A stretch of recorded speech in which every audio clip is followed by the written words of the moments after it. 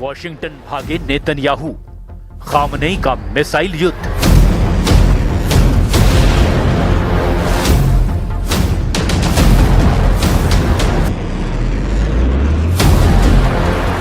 लगता है ईरान के मिसाइल युद्ध ने नेतन्याहू के होश उड़ाकर रख दिए हैं। खबर है 11 फरवरी को नेतन्याहू वॉशिंगटन में ट्रंप के साथ इमरजेंसी मीटिंग करने जा रहे हैं। खौफ में इजराइल 30 दिन में बनाई 3000 ईरानी मिसाइल।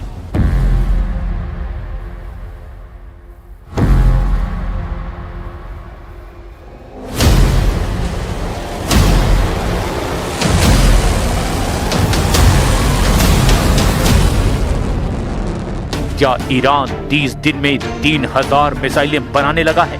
एक रिपोर्ट ने अमेरिका और इजराइल की नींद हराम कर दी है।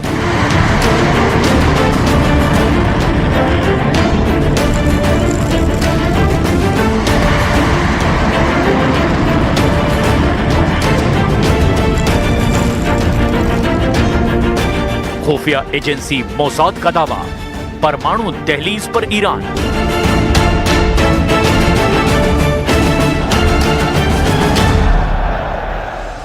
हैरानी की बात तो यह है कि इजराइल की खुफिया एजेंसी मोसाद ने दावा किया है कि ईरान परमाणु बम बनाने के बेहद करीब है और इसे तुरंत रोकना बेहद जरूरी है।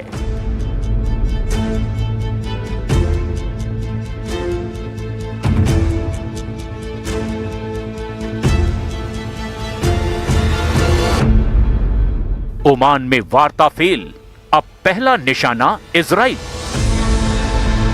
दावा किया जा रहा है कि ओमान की राजधानी मस्कट में ईरान अमेरिका की वार्ता फेल हो गई है। राहबर्द हमेशगी शहीद सुलेमानी।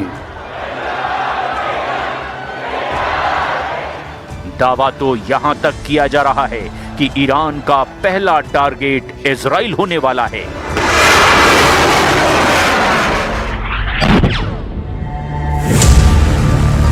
फारस की खाड़ी में ईरान ने खौला दिया समंदर।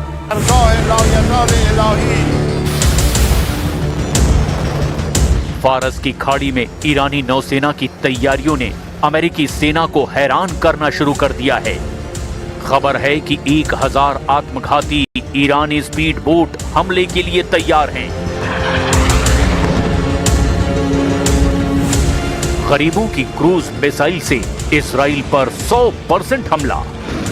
ये लगभग तय हो चुका है कि ईरान इजराइल पर 100% हमला करने वाला है। खबर तो यहां तक है कि ईरान का मशहूर ड्रोन शाहिद 136, जिसे गरीबों की क्रूज मिसाइल कहा जाता है, वो हमले के लिए पूरी तरह से तैयार है।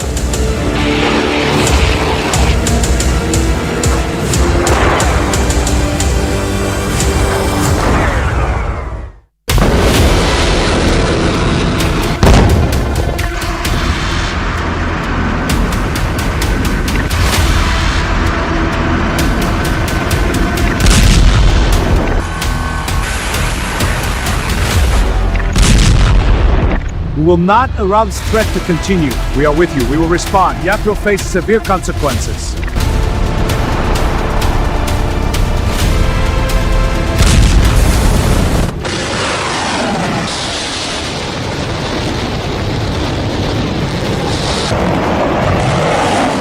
इजराइल को ईरान के परमाणु हथियारों से ज्यादा उसकी मिसाइलों का खौफ है, जो इजराइल के वजूद के लिए बड़ा खतरा बन चुकी है।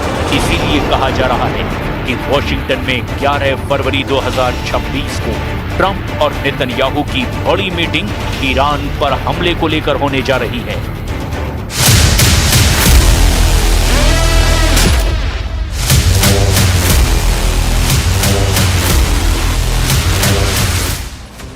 नेतन्याहू और ट्रंप की मुलाकात के 3 मुख्य कारण भी बताए जा रहे हैं। पहला, ओमान वार्ता पर असंतोष। 6 फरवरी 2026 को ओमान में अमेरिका और ईरान के बीच इनडायरेक्ट बातचीत हुई। ट्रंप इसे बहुत अच्छी बता रहे हैं, लेकिन नेतन्याहू को डर है कि अमेरिका कोई ऐसा समझौता ना कर ले जिससे ईरान को फिर से मजबूत होने का मौका मिले। वो ट्रंप को ये समझाने जा रहे हैं कि समझौते में ईरान की मिसाइलों पर पूर्ण प्रतिबंध शामिल होना चाहिए।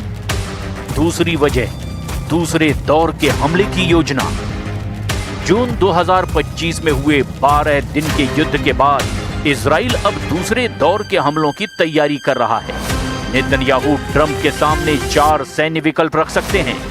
पहला है ईरान पर केवल इजराइल सीधा हमला करे, अमेरिका बाहर से सपोर्ट करे। दूसरा है सीमित अमेरिकी मदद के साथ इजरायली हमला। तीसरा है अमेरिका और इजराइल का संयुक्त ऑपरेशन, या यूं कहें कि ज्वाइंट अटैक। और चौथा है ईरान के भीतर लक्ष्यों पर सीधा अमेरिकी हमला। इसके साथ ही नेतन्याहू चाहते हैं कि ट्रंप ईरान के तेल व्यापार और धन के स्रोतों को पूरी तरह से नष्ट कर दे, जिससे ईरान अपने प्रॉक्सी समूहों जैसे हिजबुल्ला, हमास और हूथी को पैसा ना भेज सके। इजराइल का मानना है कि कूटनीति केवल ईरान को समय दे रही है। इजरायली खुफिया इनपुट का दावा है कि ईरान परमाणु दहलीज के इतने करीब है कि अगर अभी हमला नहीं किया गया तो भविष्य में उसे रोकना असंभव होगा। इधर ईरान ने स्पष्ट कर दिया है कि यदि अमेरिका हमला करता है तो वो इजराइल को अपना पहला निशाना बनाएगा। این که به ما گفتش میشد در طول سالها هنوز هم میشه که شما حق ندارید غنیسازی بکنید. غنیسازی صفر. چرا؟ چون ما نگرانید، ما آمادیم نگرانی ها رو رفع میکنیم. سوال هست جواب میدیم. اعتماد وجود نداره، اعتماد ایجاد میکنیم.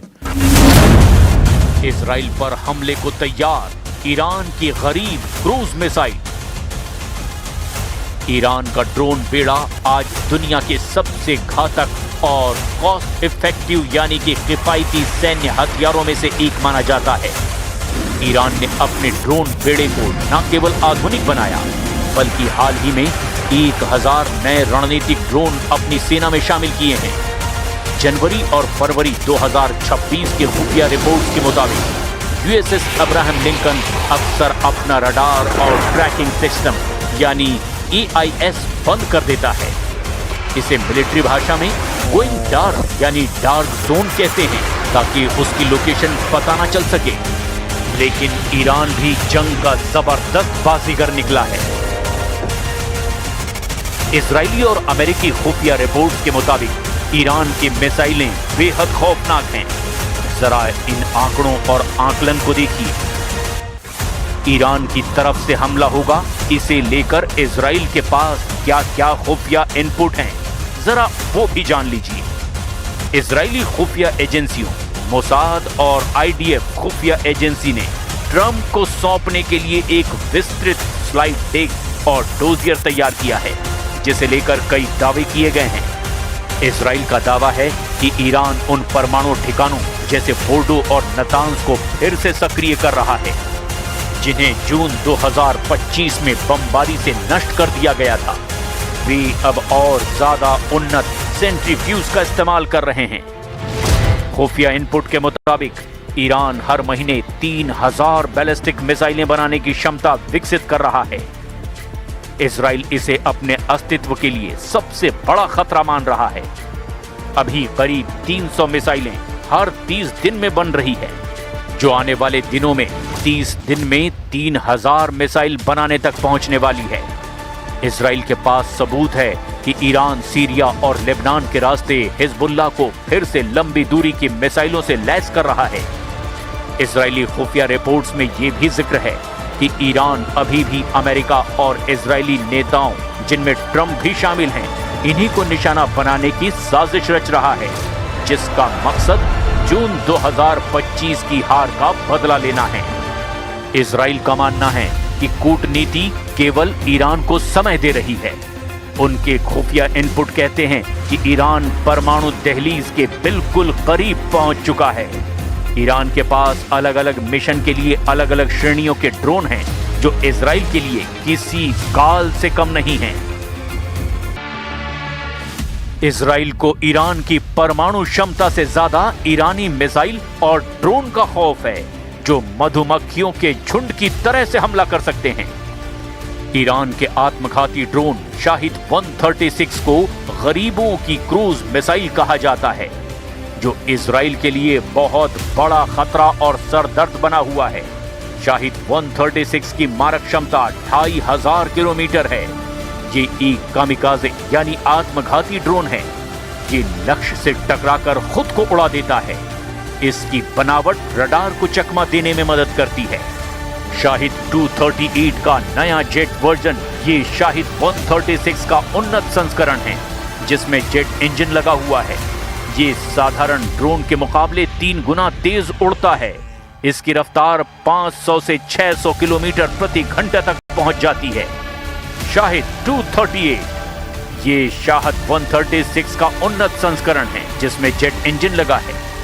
इसकी तेज रफ्तार के कारण इजरायली एयर डिफेंस को प्रतिक्रिया देने का समय बहुत कम मिलता है। आराश 2 इसे विशेष रूप से इजराइल के तेल अवीव और हाइफा जैसे शहरों को निशाना बनाने के लिए बनाया गया है। इसमें भारी विस्फोटक ले जाने की क्षमता है। शाहिद 129 ये अमेरिका के प्रेडेटर ड्रोन जैसा है। ये न केवल हमला कर सकता है, बल्कि 24 घंटे तक हवा में रहकर जासूसी भी कर सकता है। मोजर 10 इसकी रेंज 2000 किलोमीटर है और ये 300 किलो तक के बम या मिसाइल ले जा सकता है। ईरान एक साथ 200 से 300 सस्ते शाहिद ड्रोन लॉन्च करेगा, जबकि इजराइल को इन्हें गिराने के लिए अपनी महंगी मिसाइलें खर्च करनी पड़ेंगी। जब इजराइल के डिफेंस सिस्टम ड्रोन को गिराने में व्यस्त होंगे, तब ईरान अपनी मुख्य बैलिस्टिक और हाइपरसोनिक मिसाइलें दागेगा, ताकि वे सुरक्षा घेरे को तोड़कर सीधे टारगेट पर गिरें। एक शाहिद ड्रोन की कीमत लगभग 20,000 से 30,000 डॉलर होती है, जबकि उसे गिराने वाली इजराइल मिसाइल की कीमत लाखों डॉलर में होती है। ईरान इस तरह इजराइल को आर्थिक रूप से भी थकाना चाहता है। कुल मिलाकर ईरान ने 2 ही रास्ते छोड़े हैं, या तो ईरान पर हमला करो, बदले में पलटवार झेलो, या फिर ईरान से बातचीत करो और इलाके को युद्ध की भट्टी बनने से रोक लो।